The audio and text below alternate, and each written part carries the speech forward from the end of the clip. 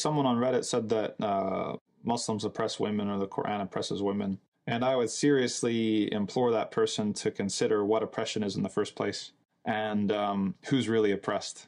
Because I live in the United States of America. I don't know about that person. And what I see is that you have a very, very small window to go to college here. If you're 40 years old, you can't go back to college without taking out an inordinate amount of loans with interest that you're going to be paying back for the rest of your life. You have to work extremely hard in this country just to survive. Rates of successful relationships and marriage are at all-time lows, or if not at all-time lows, at generational lows. We've got drug addiction. We've got all these sorts of things that are happening, and they're happening to women just as much as they're happening to men. So where is this utopia that I see where women are very free? I would really like to know. What are the things that give a person satisfaction? Here's the thing. We imagine, and this is a huge categorical mistake, we imagine that the ability to do whatever we want is going to make us happy. And that is ridiculous. Because first of all, we're probably 50-50, maybe 60-40 at knowing what is actually going to satisfy us. Many, many times we think that something's going to satisfy us, and then it doesn't. So the increased freedom to be able to choose or do what we want, first of all, right? It's somewhat of an illusion.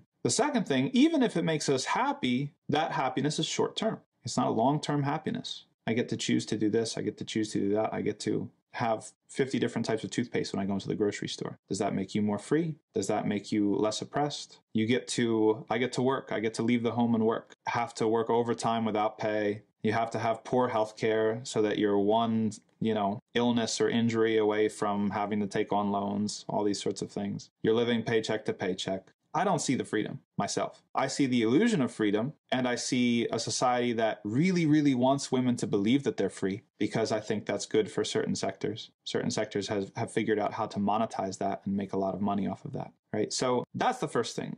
People coming to Islam and saying, Islam this, Islam that, Muslims this, Muslims that. First of all, people who live in glass houses shouldn't throw stones. Look at your own situation and tell me how free women are. First of all, let's not compare Islam or what Muslims are doing to this imaginary ideal that doesn't exist anywhere. Once we're talking apples to apples, okay, what is it that makes someone free? What is it that makes someone happy? What is it that makes someone satisfied? There's a whole lot of social research that indicates that what makes people truly happy is the quality of their relationships, the amount of time that they have to pursue skills and develop themselves, how much they feel valued by other people. We have one of the most essential things in the life of women, and one of the most rewarding things, motherhood, that's not valued at all in North American society. First question is, what's your name? Second question is, what do you do? I'm a stay-at-home mom. How many times has that conversation happened? Our society looks down on those sorts of people in general. There's pockets here, there's pockets there, but in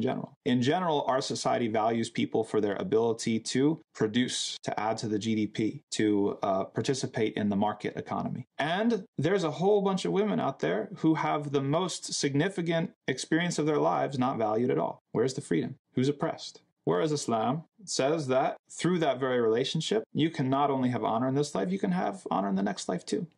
You have certain responsibilities and roles, and other people have certain responsibilities and roles. If you destabilize your assuredness that you live in a free society or a society that's not oppressed or that doesn't oppress women, then we can make a comparison and we can talk. In Islamic law, we have this, and in this society, we have that. But before you do that, it's not even worth talking about, really.